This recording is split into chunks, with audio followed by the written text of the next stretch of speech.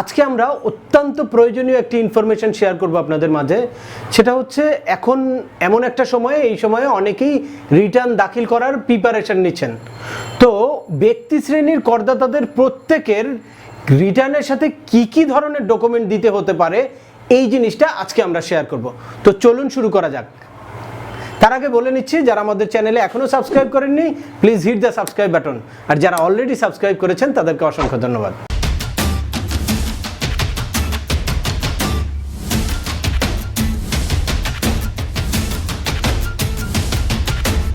তো চলুন দেরি না করে আমরা মূল টপিকসে চলে যাই। আজকের টপিকসটা স্ক্রিনে আমরা শেয়ার করব এবং ক্লিয়ারলি আলোচনা করব। আমাদের আসলে সকল করদাতাদের বিভিন্ন রকম আয়ের উৎস হতে পারে, বিভিন্ন খাতের থেকে আয় থাকতে পারে। তো আমরা এখানে ডিসকাস করব আলাদা আলাদা করে যে কোন খাতের থেকে আয় থাকলে আপনার কি ডকুমেন্ট দিতে হবে। লাইক আমাদের এখানে প্রথম শুরু করব আমরা বেতন খাত থেকে আপনার যদি আয় হয়ে থাকে তাহলে সেখানে আপনি কি ডকুমেন্ট দাখিল করবেন। এক নাম্বার, আপনার স্যালারি স্টেটমেন্টটা দিতে হবে। যদি বেতন খাতের থেকে আপনার ইনকাম থাকে তাহলে আপনাকে অবশ্যই স্যালারি স্টেটমেন্টটা দিতে হবে। আর আপনার একটা ব্যাংক অ্যাকাউন্ট তো অবশ্যই থাকবে, যে এই ব্যাংকে আপনার স্যালারি যেতে পারে, অথবা আপনি ক্যাশ ড্র করে ব্যাংকে জমা করতে পারেন, সেই ব্যাংক স্টেটমেন্টটা দিতে হবে। আর কোনো স্যালারিড পার্সনের যদি ব্যাংকের সুদের আয় থাকে, কোনো ব্যাংকের কোনো ইন্টারেস্ট থেকে কোনো ইনকাম থাকে, তাহলে ব্যাংক বিবরণীটা অবশ্যই দিতে হবে। এছাড়া বিনিয়োগজনিত ভাতা দাবি থাকলে বা তার সপক্ষে কোনো প্রমাণাদি থাকলে, যেমন জীবন বীমার পলিসি থাকলে তার প্রিমিয়াম পরিশোধের প্রমাণপত্রটা আপনার দাখিল করতে হবে। এরপরে চলে আসি নিরাপত্তা জামানতের সুদ খাতে আপনার যদি কোনো আয় থাকে তাহলে আপনি কি ডকুমেন্ট দাখিল করবেন। আপনার যদি কোনো বন্ড বা ডিভেঞ্চার যে বছরে কেনা হয় সেই বন্ড বা ডিভেঞ্চারের ফটোকপিটা দিতে হবে।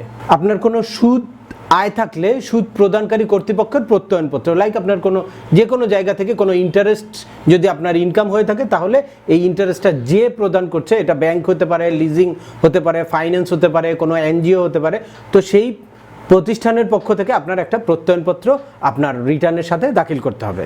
এছাড়া প্রাতিষ্ঠানিক কোনো ঋণ নিয়ে বন্ড বা ডিভেঞ্চার যদি আপনার কেনা হয়ে থাকে, তো ঋণের সুদের সমর্থনে সংশ্লিষ্ট ব্যাংক কর্তৃপক্ষের সার্টিফিকেট অথবা ব্যাংক বা অন্য আদার্স কোনো প্রতিষ্ঠান যদি হয়ে থাকে সেই প্রতিষ্ঠানের প্রত্যয়নপত্রটা আপনার জমা দিতে হবে। এখন আসি গৃহ সম্পত্তি খাত থেকে আপনার যদি ইনকাম থাকে তাহলে আপনাকে কি ডকুমেন্ট দাখিল করতে হবে।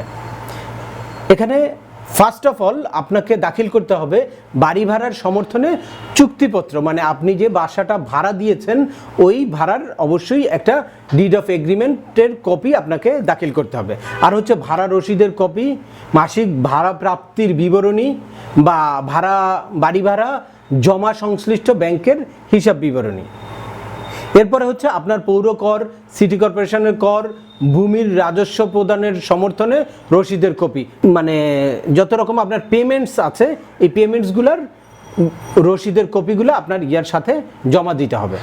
এরপর আপনার যদি ব্যাংক ঋণের মাধ্যমে বাড়ি কেনা বা নির্মাণ করা হয়ে থাকলে আপনার কি করতে হবে, ঋণের সুদের সমর্থনে ব্যাংক বিবরণী বা সার্টিফিকেট ব্যাংক থেকে আপনার একটা বলবে যে আপনার নির্দিষ্ট ফাইন্যান্সিয়াল ইয়ারের মধ্যে ব্যাংকে কত টাকা আপনি ইন্টারেস্ট বা কত টাকা আপনার ঋণের কিস্তি পরিশোধ করেছেন বা কত টাকা আপনার ইন্টারেস্ট হয়েছে, এটার একটা সার্টিফিকেট ওরা প্রদান করে, সেই সার্টিফিকেটটা আপনার রিটার্নের সাথে দাখিল করতে হবে। এছাড়াও গৃহ সম্পত্তিটি যদি বিমাকৃত হয় তাহলে বিমার প্রিমিয়ামের রসিদও আপনাকে জমা দিতে হবে।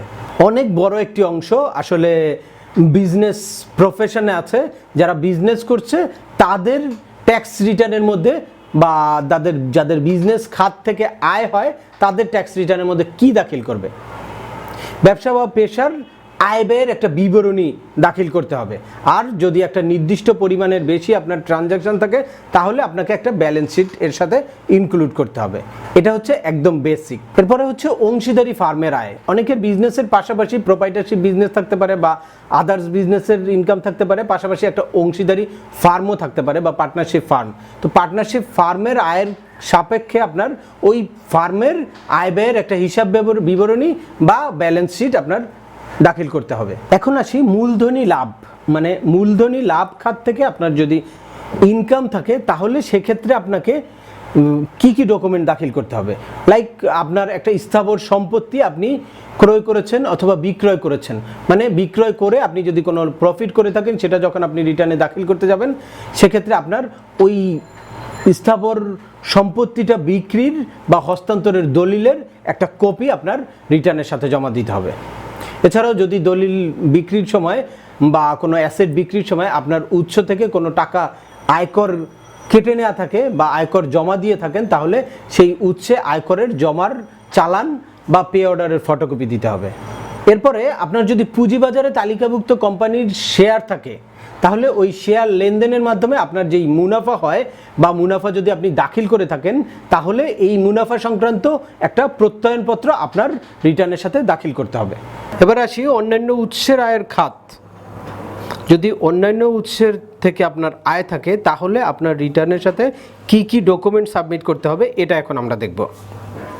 ফার্স্ট অফ অল আপনার যদি নগদ লভ্যাংশ থাকে বা নগদ লভ্যাংশ খাতের আয় থাকে তাহলে আপনার ব্যাংক বিবরণী দিতে হবে, ডিভিডেন্ড ওয়ারেন্টের কপি, লাইক কোনো আপনি শেয়ারের ক্যাশ ডিভিডেন্ড পেয়েছেন সেক্ষেত্রে আপনার ডিভিডেন্ড ওয়ারেন্টের কপি দিতে হবে অথবা ডিভিডেন্ড সার্টিফিকেট এরকম কিছু। এছাড়া যদি আপনার সঞ্চয়পত্র হতে সুদের আয় থাকে তাহলে সঞ্চয়পত্র নগদায়নের সময় অথবা সুদ প্রাপ্তির সময় আপনাকে একটা সার্টিফিকেটের কপি দেওয়া হয়, সেই সার্টিফিকেটের কপিটা আপনার সাবমিট করতে হবে। দ্যাটস মিন আপনার যে এই খাতের থেকে যে আপনার যে ইনকামটা হলো এটার একটা সাপোর্টিং ডকুমেন্ট আপনাকে অবশ্যই দিতে হবে।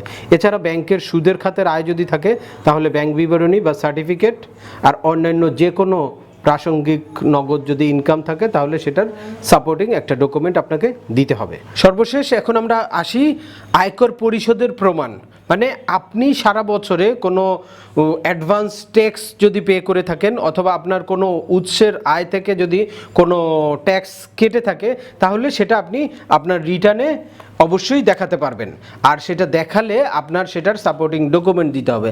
লাইক আপনার কর পরিশোধের সমর্থনে যে কোনো চালান, copy, pay order, bank draft বা অ্যাকাউন্ট পে চেক যদি থাকে তাহলে আপনার এটা রিটার্নের সাথে জমা দিতে হবে। এছাড়া অন্য কোনো খাতের আয় থেকে আপনার যদি উৎস থেকে কর্তন করা হয়, যেমন আপনি ব্যাংকের একটা ইন্টারেস্ট পেয়েছেন সেখানে আপনার উৎস থেকে কিছু ট্যাক্স কেটে নিয়েছে, তো সেইটা আপনি ওখান থেকে ওই ট্যাক্স সার্টিফিকেটটা দিয়ে বা ব্যাংক বিবরণী থেকে বা ওই কর্তৃপক্ষ থেকে তারা যে আপনার উৎসের আয় করটা কেটে নিয়েছে ওইটার একটা সার্টিফিকেট নিয়ে ওই সার্টিফিকেটটা আপনি এখানে সাবমিট করতে পারেন।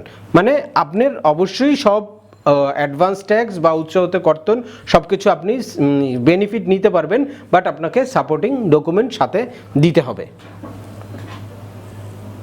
আশা করি আমাদের আলোচনায় সকল ব্যক্তি শ্রেণীর করদাতাগণ ক্লিয়ার হয়ে গিয়েছেন আপনাদের রিটার্নের সাথে কি কি ডকুমেন্ট দাখিল করতে হবে। এরপরেও যদি আপনাদের কোনো রকম কোনো প্রশ্ন থাকে অবশ্যই কমেন্টস বক্সে জানাবেন, আমরা আপনাদের প্রত্যেকটা কমেন্টসে রিপ্লাই করব।